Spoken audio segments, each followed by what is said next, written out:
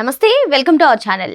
Basavatarakam Indo American cancer ఆసుపత్రి ద్వారా ఎంతో మందికి సేవలు అందిస్తున్నారు నందమూరి బాలకృష్ణ గారు. మరి ఇప్పుడు అమరావతి రాజధాని ప్రాంతంలో తుళ్లూరులో ఒక వారం వ్యవధిలోనే ఈ ఆసుపత్రికి సంబంధించినటువంటి నిర్మాణ పనులు ప్రారంభిస్తామని చెప్పి ఆయన స్టేట్మెంట్ ఇచ్చారు. మరి దీన్ని ఏ విధంగా చూడాలి తెలుసుకునే ప్రయత్నం చేద్దాం. దీన్ని విశ్లేషించడానికి మనతో పాటుగా ఉన్నారు ప్రముఖ ఆర్థిక, రాజకీయ, సామాజిక విశ్లేషకులు అప్సాని రాజేష్ గారు. నమస్తే సార్. నమస్కారం. బసవతారకం క్యాన్సర్ ఆసుపత్రి ద్వారా ఎంతో మందికి విశిష్టమైనటువంటి సేవలు అందిస్తున్నారు నందమూరి బాలకృష్ణ గారు. మరి ఇప్పుడు ప్రస్తుతం హైదరాబాద్ లో మాత్రమే అందుబాటులో ఉన్నటువంటి ఈ హాస్పిటల్ ని అటు ఏపీలోని అమరావతి రాజధాని ప్రాంతంలో కూడా విస్తరించేందుకు గాను కేవలం ఒక వారం రోజుల్లో ఈ హాస్పిటల్కి సంబంధించినటువంటి నిర్మాణ పనులను ప్రారంభిస్తామని బాలకృష్ణ గారు చెప్పడం, మరి ఈ పరిణామాన్ని ఎలా చూడాలంటారు? ఇప్పుడు వాస్తవంగా విభజిత ఆంధ్రప్రదేశ్ రాష్ట్రంలో విద్యా వైద్యం ఉపాధికి పక్క రాష్ట్రాల మీద ఆధారపడుతున్న ప్రజలే చాలా ఎక్కువ మంది.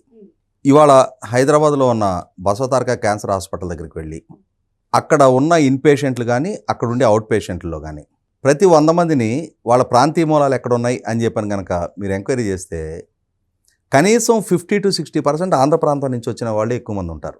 కారణం ఏంటి అంటే ఈ స్థాయి వైద్య సేవలు అందించగలిగే హాస్పిటల్ మొత్తం ఆంధ్రప్రదేశ్ రాష్ట్రం మీద క్యాన్సర్కి ముఖ్యంగా మెరుగైన హాస్పిటల్స్ లేవు.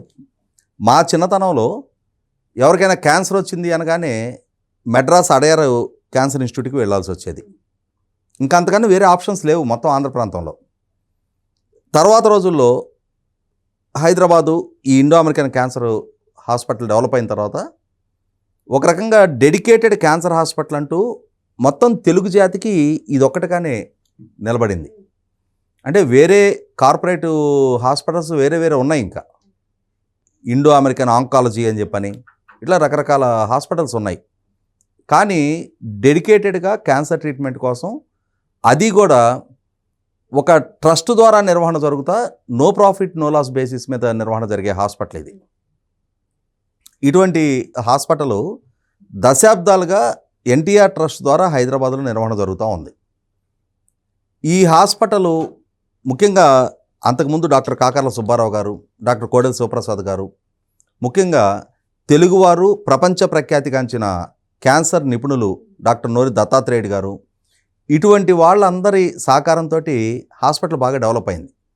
దానికి proper equipment, back end funds ఇవన్నీ మొబిలైజేషన్లో ఆ ముందు తరం పెద్దలు చాలా క్రియాశీలక భూమికి పోషించారు. అటువంటి వారి నుంచి ఎప్పుడైతే నందమూరి బాలకృష్ణ గారి నేతృత్వంలోకి హాస్పిటల్ నిర్వహణ బాధ్యతలు అప్పజెప్పబడినాయో అక్కడి నుంచి మరింతగా పేదలకు చేరువవుతా ఇవాళ ఆ ప్రాంతానికి వెళ్తే మీరు మనకు చాలా సమీప ప్రాంతంలోనే ఉంటుంది. అక్కడ గనక మనం వెళ్తే కొన్ని వందల మంది ప్రతిరోజు వివిధ గ్రామీణ ప్రాంతాల నుంచి వైద్య సేవల కోసం వస్తూ ఉంటారు. ఇటువంటి హాస్పిటలు, ఇదే స్థాయి వైద్య సేవలు అందించగలిగే హాస్పిటల్ ఆంధ్ర ప్రాంతంలో కూడా నిర్మాణం జరిగితే మొట్టమొదట అక్కడి నుంచి ఇక్కడ వరకు వచ్చి వ్యయ ప్రయాసాలకు వచ్చి ఇక్కడ కొత్త ప్రాంతంలో ఇక్కడ అకామిడేషను ఇవన్నీ సమకూర్చుకొని ఇక్కడ ఇబ్బంది పడటం కన్నా ప్రజలకి ఆంధ్ర ప్రాంతంలో అమరావతి నగరంలో కనుక నిర్మాణం జరుగుతున్న అమరావతి నగరంలో కనుక ఈ హాస్పిటల్ ఎస్టాబ్లిష్ అయితే 100% ఆంధ్రప్రదేశ్ పౌర సమాజానికి ఉపయోగంగా ఉంటుంది. మీరు గమనించుకుంటే నందమూరి బాలకృష్ణ గారు ఆంధ్రప్రదేశ్ రాష్ట్రంలో కూడా ఈ హాస్పిటల్ ఏర్పాటు చేయాలనేది ఈ రోజుకి తీసుకున్న నిర్ణయం కాదు. 2018వ సంవత్సరంలో విశాఖపట్నంలో జరిగిన సిఐఏ కన్వెన్షన్స్ సందర్భంగానే ఆ రోజుల్లో ఆయన 720 కోట్ల రూపాయలతోటి cancer hospital, Basavataraka cancer hospital అమరావతిలో ఎస్టాబ్లిష్ చేయడం కోసం రాష్ట్ర ప్రభుత్వానికి ప్రతిపాదన ఇచ్చి ఎంఓయూ చేసుకుంటే రాష్ట్ర ప్రభుత్వం ఆయనకు భూమి కేటాయింపులు చేయడం జరిగింది. అలా చేసిన కేటాయింపులు ఈలోగా 2019 ఎన్నికల్లో ఎన్డీఏ తెలుగుదేశం ప్రభుత్వం ఓడిపోయింది. జగన్మోహన్ రెడ్డి గారు అధికారంలోకి వచ్చారు. రాష్ట్రం పట్ల, రాష్ట్ర ప్రజల పట్ల కన్సర్న్ ఉంటే ఇంత మహోన్నత వైద్య సేవలు అందిస్తున్న హాస్పిటల్ని రాజకీయాలకు అతీతంగా రాష్ట్ర ప్రజల కోసమైనా అక్కడ ఏర్పాటు చేయించాల్సిన బాధ్యత జగన్మోహన్ రెడ్డిది. అక్కడ సింగపూర్ కన్సార్షియం వాళ్ళని నిలగొట్టారా, లేకపోతే మిగిలిన పెట్టుబడిదారులను నిలగొట్టారా, ఇవన్నీ తర్వాత సంగతి. కానీ రాష్ట్ర ప్రజల కోణంలో కనుక జగన్మోహన్ రెడ్డి మానవతా కోణంలో ఒక్క క్షణం ఆలోచించినా కూడా ముందు బాలకృష్ణ గారిని పిలిచి, ఎందుకంటే ఆయన కూడా గౌరవ శాసనసభ్యుడు, ఆయనతో మా కూర్చొని మీరు హాస్పిటల్ ఏర్పాటు చేయండి, ప్రభుత్వ పరంగా మీకు ఆ సహకారం అందిస్తామని చెప్పని చెప్పుండాల్సింది. కానీ నిలువెల్ల మూర్తిభవించిన కక్షక ప్రతిరూపమైన జగన్మోహన్ రెడ్డి ఆయనలో మానవతా కోణం, ప్రజల కష్టాలు, వ్యాధిగ్రస్తులు, వాళ్ళు ఎదుర్కొనే బాధలు, వాళ్ళకయ్యే ఆర్థిక కష్టాలు, వీటి గురించి ఆయనకి ఎక్కడ అవన్నీ ఆలోచించే అంతటి మానవత్వం కూడా ఆయనలో లేదు. దాంతో ఆ 5 సంవత్సరాలు కాలయాపన చేసేసిన పర్యవసానం అక్కడ ఒక అడవిని పెంచారు. ఎప్పుడైతే మళ్ళీ తిరిగి ఎన్డీఏ కూటమి అధికారంలోకి వచ్చిందో అక్కడ ఆ డీఫారెస్టేషన్ లాంటి కార్యక్రమాలన్నీ చేసి మళ్ళీ అమరావతికి ఒక దిశ చంద్రబాబు నాయుడు గారి ద్వారా రూపకల్పన జరుగుతూ ఉందో మళ్ళీ బాలకృష్ణ గారు ప్రభుత్వాన్ని అప్రోచ్ అయ్యి ఆ హాస్పిటల్కి కొన్ని మాసాల క్రితమే వారి చేతుల మీదుగానే భూమి పూజ కూడా చేశారు. అలా భూమి పూజ చేసిన హాస్పిటల్ ఈరోజు వారు మీడియా ముఖంగా ఒక వారంలో అమరావతిలో నిర్మాణ పనులు ప్రారంభించబోతున్నామని చెప్తున్నారు. ఇక్కడ గమనించుకుంటే మీరు కార్పొరేట్ సోషల్ రెస్పాన్సిబిలిటీ కింద ప్రముఖ సంస్థలన్నీ కూడా హైదరాబాద్లో ఉన్న హాస్పిటల్కి ఎక్విప్మెంట్ అంటే సపోర్ట్ చేస్తూ ఉన్నారు.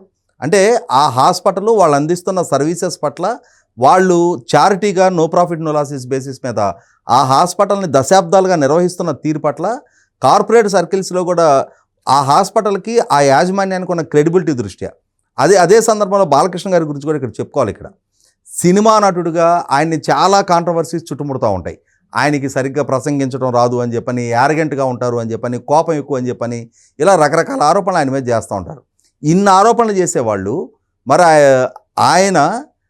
ఆయనకు ఊహ తెలిసే నాటికి ఆయన అగ్రకథా నాయకుడు. వాళ్ళ నాన్న ఎన్టీ రామారావు గారు 35 సంవత్సరాలు అప్రతిహతంగా తెలుగు సినిమా పరిశ్రమను ఏలిన అగ్రకథానాయకుడు. అలాగే బాలకృష్ణ గారికి 23వ సంవత్సరంలోనే వాళ్ళ నాన్నగారు ఈ రాష్ట్రానికి ముఖ్యమంత్రిగా పదవి బాధ్యతలు చేపట్టారు. మరి వాళ్ళ బావగారు చంద్రబాబు నాయుడు గారు 1995 నుంచి రాష్ట్ర ముఖ్యమంత్రిగా ఉన్నారు. స్వయానా బాలకృష్ణ గారు మూడోసారి ఇప్పుడు శాసనసభ్యుడిగా కొనసాగుతూ ఉన్నారు. ఆయన ఇంకొక సోదరి పురంధరేశ్వర్ గారు దశాబ్ద కాలం పాటు కేంద్ర మంత్రిగా కొనసాగారు. వాళ్ళ అన్న హరికృష్ణ గారు రాష్ట్ర మంత్రిగా పనిచేశారు. ఆయన అల్లుడు ప్రస్తుత ఆంధ్రప్రదేశ్ రాష్ట్ర ప్రభుత్వంలో ఐటీ అండ్ హెచ్ఆర్డీ మినిస్టర్గా ఉన్న నారా లోకేష్ ఆయనకి స్వయానా పిల్లనిచ్చిన అల్లుడు, మేనల్లుడు. అలాగే ఆయన ఇంకొక అల్లుడు శ్రీభరత్ తను ఇవాళ ఎంపీగా కొనసాగుతూ ఉన్నాడు. అంటే రాజకీయం అనేది ఆయన కుటుంబం చుట్టూ సంబంధ బాంధవ్యాలు కలిగి ఉన్నా సరే ఈరోజు దాకా బాలకృష్ణ గారు పలానా ట్రాన్స్ఫర్లో పైరవీలు చేశాడనో, పలానా కాంట్రాక్ట్ అడిగాడనో, పలానా భూ ఎలకేషన్ చేయించుకున్నాడనో, ప్రభుత్వం నుంచి ఈ విధమైన లబ్ధి పొందాడని ₹1 అవినీతి బాలకృష్ణ గారి మీద ఆపాదించడానికి కూడా ఏ విధంగా ఆస్కారం లేదు. కాబట్టి వాళ్ళ కార్పొరేట్ సర్కిల్స్లో కూడా ఆ హాస్పిటల్ అన్నా బాలకృష్ణ గారి వ్యక్తిత్వం పట్ల ఉన్న నమ్మకంతో ఇవాళ సిఎస్ఆర్ ఫండ్స్ ఆ హాస్పిటల్కి ఆ విధంగా చారిటీ రూపంలో ఇవ్వడం జరుగుతూ ఉంది. కాబట్టి ఇవాళ బాలకృష్ణ గారు అమరావతి మీద దృష్టి పెట్టి అక్కడ కూడా బసవతారక హాస్పిటల్ నిర్మాణం చేయించుతున్న నేపథ్యంలో ఖచ్చితంగా ఇది మొత్తం ఆంధ్రప్రదేశ్ రాష్ట్ర ప్రజానీకానికి ఒక మెరుగైన అవకాశం దక్కినట్టు అవుద్ది. హైదరాబాదు, బెంగళూరు, చెన్నై లాంటి ప్రాంతాలకు వెళ్ళి అక్కడ వైద్య సౌకర్యం పొందడం కన్నా తమ ప్రాంతంలోనే అటువంటి వైద్య సౌకర్యాన్ని అందుబాటులోకి తీసుకొచ్చినప్పుడు అది 100% అవసరంలో ఉన్న ప్రజలకి ఆ వైద్యాన్ని చేరువ చేసినట్టు అవుద్ది. ఇదే క్రమంలో వైద్యం కోసం ఇవాళ వేరే రాష్ట్రాల మీద ఆధారపడి వేరే రాష్ట్రాలకు వలస వెళ్లాల్సిన దుస్థితి నుంచి రాష్ట్ర ప్రజలను కూడా కాపాడినట్టు అవుద్ది. మరో అంశంతో మళ్ళీ కలుద్దాం. Thank you sir.